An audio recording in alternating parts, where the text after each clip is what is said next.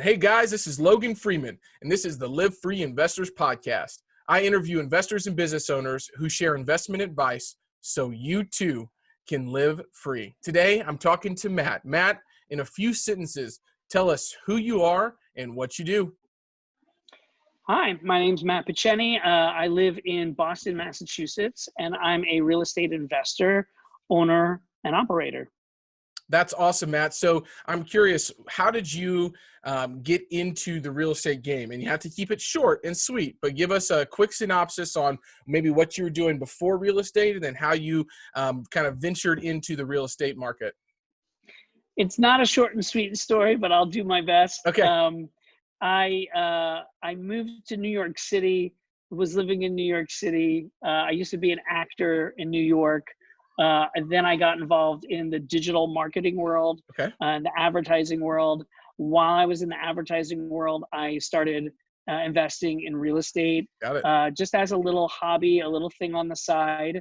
Did that for around 10 years before I made the transition into full-time real estate, which I've been doing for close to 5 years now. So it was a thing that was sort of gradual for me. It was a passion of mine that I've then now been able to turn into a full-time career. That's wonderful. You know, I read, and I might butcher this name, it was Dave Ogilvy. I read his book, and he was in New York City. Ogilvy. David Ogilvy, because I actually worked at Ogilvy for Are a you while. kidding me? I read his book. One of these books, there's David Ogilvy, about advertising and how to write copy. I can't remember where it's at, but yeah, that's awesome, man. That's really, Ogilvy really cool. on advertising. I have a copy of it too, actually. Well, at least when I worked there, you got it on your first day. They gave you a copy of the book. Yeah. Is that firm still around? Yeah, they're still around. It's one of the largest firms in the world. Cool. Yeah. I always tell myself that I've read so much about marketing and advertising that if I wasn't in real estate, I probably would get into that game. Just the pitches and listening to Oren Clough and reading David Ogilvy's book and all these different things. It's a dog-eat-dog world. And I'll give you a little bit of a kind of an embarrassing moment. My wife loves watching sitcoms and things like that. So our time spent sometimes together while we're unwinding is watching shows. But she found this show on Netflix called Working Moms.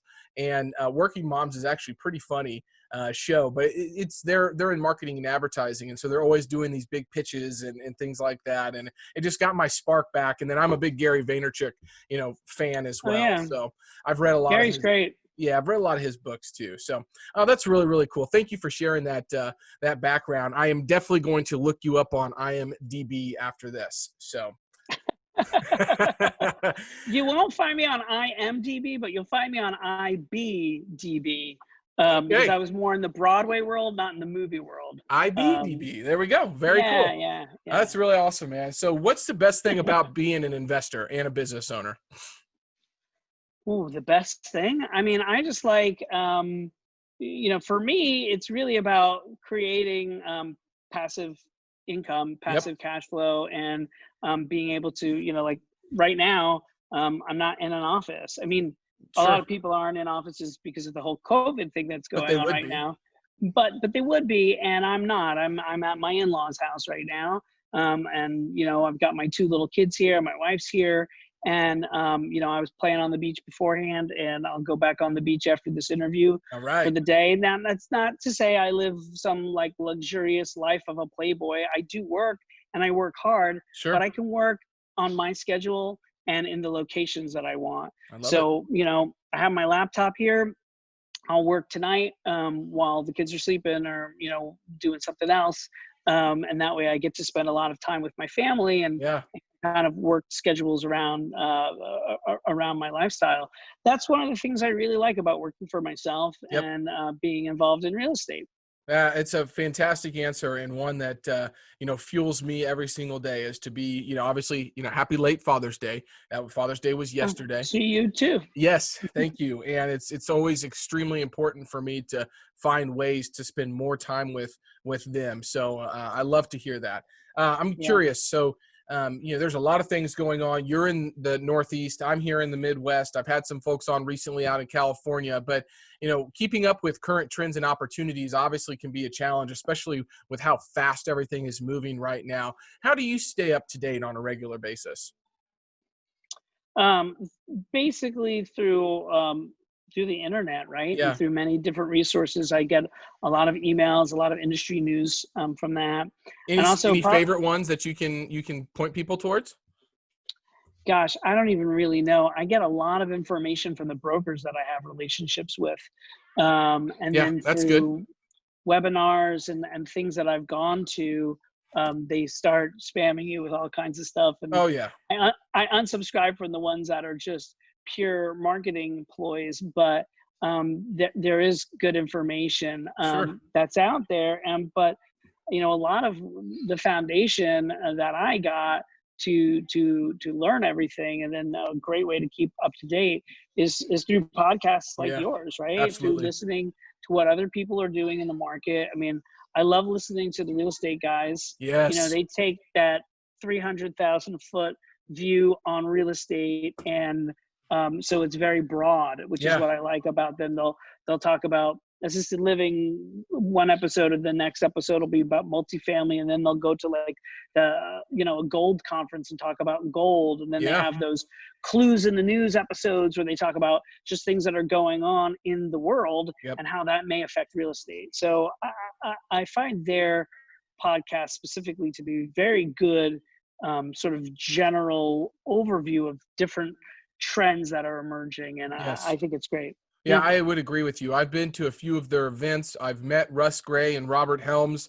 Um, Bob Helms, Robert's dad, wrote Being the 1%, which is a book that I have here as a commercial real estate broker specifically focused on investment properties. And he just passed away. So, Yeah, I um, know. yeah, but I got to Last meet week. him in person a few years back, which was really cool. So one of my favorite podcasts to this day still is The Real Estate Guys.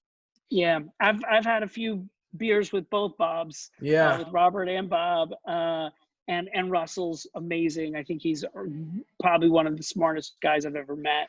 So yeah, big fan. I've been to a few of their events as well, and Yeah. they're fantastic. Yeah, absolutely. What's the best advice that you've received as an investor up to this point? Best advice that I've received. As an investor, just broadly, I got advice from a family friend. Well, like I don't know if I would call him a family friend, but a friend of my father-in-law's. Sure. And he is a guy who deals with, he's like a financial advisor for Hmm. uber high wealth individuals, big family offices and things of that nature. And I was talking to him a few years ago when I started turning this, into a full-time thing. And, there's a lot of different avenues that one can go down, Sure. whether it's in real estate or just investing in general, right?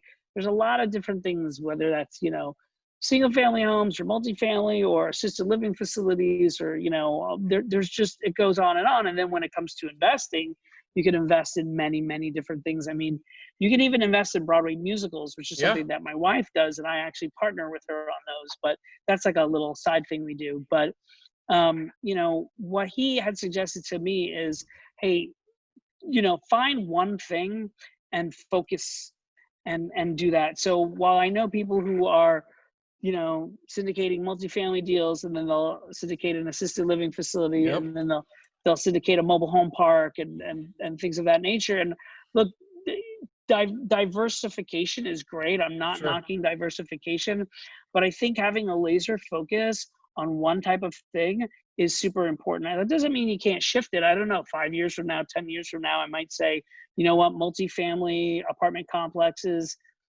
I've done that, and here's another thing that I think is better, and here's why, and Yep. that's fine. But I think focusing on sort of one thing and really getting fantastic at that, I think is important. Yeah, that is fantastic advice. Thank you for that. You said the one thing a few times. I'm curious if you've read The One Thing by Gary Keller. Gary Keller book. I Yeah. actually am about halfway through it. I Oh, have okay. that. Yeah, I'm reading fantastic it. book. Yeah. If you want another book to pick up to segue on top of the one thing, Essentialism by Greg McKeown takes the same type of principles, and he's a guy from the UK, and I love his perspective on it. So you might pick that book after the one thing, but they're both great resources. So this is your opportunity to promote somebody on the show. You run in obviously a different circle than I do here in the Midwest. So what other successful investors, business owners, entrepreneurs like yourself should be on the Live Free Investors podcast? Well, I thought of somebody, and I'm not sure if he's been on your podcast before, and he lives in Kansas City, or he did. He just recently moved to Texas. But have you had Justin Brooks on the show? You know what? Justin is a longtime friend, and I've been on his show, but I've not had Justin on the show. What a great call out in a small world. That is so cool. How do you guys know each other? I actually met Justin, I think about 3 years ago, maybe more, through the real estate guys. I was at a real estate guys event that he was at, and we got to know each other and became friends. And I've been going to Kansas City for quite some time, and would meet up with him, and I've been on his podcast. Great. Been to his house. My wife has met the family. We've gotten to know them pretty well. They're great people.